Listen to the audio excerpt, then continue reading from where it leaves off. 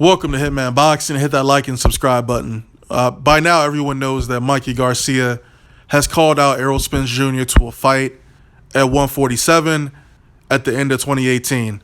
According to Mikey Garcia, his plan is to face Sergey Lipinets, then fight Jorge Linares, and for his third fight, to fight Errol Spence. Move up in weight to 147 to, challenge undefeated fighter Errol Spence. Mikey Garcia says he has all the confidence in the world, and he doesn't like the fact that people are doubting him and his ability.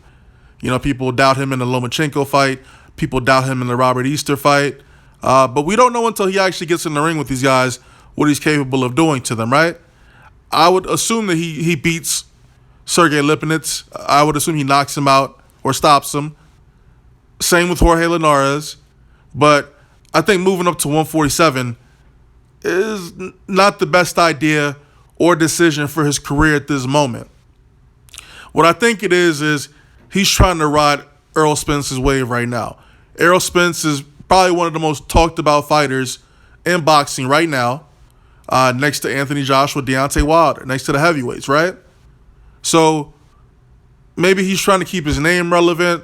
He's trying to, let all of us out here in the boxing world continue to talk about him, which we will. And I mean, you've called out fighters from multiple weight classes, and these are all top guys in all these weight classes that you're calling them out in. Lomachenko, Easter, Spence, Thurman, you name him, he's called them out, right? Now, Errol Spence responded to Mikey Garcia's comments.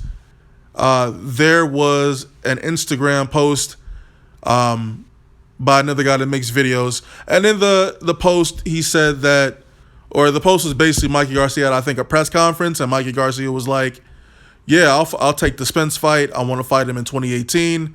And, he highlighted that in the comment section. But you'll notice that Errol Spence actually commented on this Instagram post, and he commented with an emoji, the rolling eyes emoji, right? So he's like, not even taking this guy serious. He's not taking Mikey Garcia's call out as a true call out. I would suspect that he's thinking the same thing I'm thinking. He's just trying to use him, for his name because he's popping right now. So whether or not Errol Spence will take the fight, that remains to be seen. I mean, if Errol Spence gets in there with Mikey Garcia and beats Mikey Garcia, he wouldn't get any credit for it, man. It's a much smaller fighter, moving up a couple of weight classes to fight Errol Spence. And we know Spence ain't a welterweight on fight night. He's huge. He's not even really a natural welterweight. So, we talk about him fighting his guys in his own weight class. We're not really talking about him fighting these guys from smaller weight classes and it actually being competitive unless your name's Terrence Crawford, right? So, I don't know. I think Mikey Garcia is just blowing smoke, man. I don't think he's being serious. But, if Errol Spence can't get a Danny Garcia, a Sean Porter, if he can't get Keith Thurman, we could talk about some B-level fighters or C-level fighters, and Andre Berto, or Devin Alexander, Amir Khan, one of these guys. If you can't get one of these guys in the ring and nobody wants to fight him, and Mikey's still running his mouth talking about he want that fight, and they can sit down at the table, negotiate, and come to an agreement, then let's make the fight, man. Why not? At that point, I'll be like, okay, so I guess Mikey wasn't really blowing smoke. He was being serious about his call out. Now, Spence recently sent a message out to all fighters saying that if you think he has flaws, then go ahead and talk to Al and make the fight with him. Because, Spence's last fight looked really good. He looked really good in that fight. That jab was crisp. Movement was great. He maybe needs to work on his defense a little bit, but he's a very solid fighter. He didn't gas like he did in the Kell Brook fight. He was very active in the fight. He looked good all around against Lamont Peterson. And shout out to Lamont Peterson for taking the fight, man, because nobody else in the welterweight division wanted that fight. It's sickening that all these guys make all these excuses to not fight Errol Spence, man. From Keith Thurman to Danny Garcia to Sean Porter, all right? And I'm not trying to hear that whole, Sean Porter can't fight Errol Spence because he's not ranked by the IBF. Look, man, if he wanted to be ranked by the IBF, they could make that happen. Money is everything in the sport of boxing. Just never forget that, all right? I just don't think he want that work. You can disagree with me or agree. It is what it is. But I don't think these guys want that work. So it's almost kind of refreshing to hear somebody call Errol Spence out. Whether it's just somebody blowing smoke or if someone's being serious, it's just refreshing to hear that. Spence doesn't believe it. I'm not believing it, but I think it's interesting. It's an interesting fight. I guess I would question whether or not Mikey moving up a few weight classes to fight at 147 without having any sort of tune-up fight at that weight to acclimate himself to 147, that's really what I'm worried about. I know he's a great technical fighter, really accurate puncher, but I'm not sure how he would deal with that pressure from Spence. I don't know if he'd even be able to hurt Spence coming up from such a smaller weight class, but I've heard stories of Mikey Garcias sparring against heavyweights, but the same can be said about Spence. Not that he's sparred heavyweights, that's a little outlandish, but he spars fighters at 154, 160. He's sparring bigger fighters, and I'm sure Mikey sparred larger fighters as well, but typically I would go with the more skilled fighter in this situation, but is Mikey Garcia more skilled than Errol Spence? Is Errol Spence more skilled than Mikey Garcia? Does that even really matter in this situation? I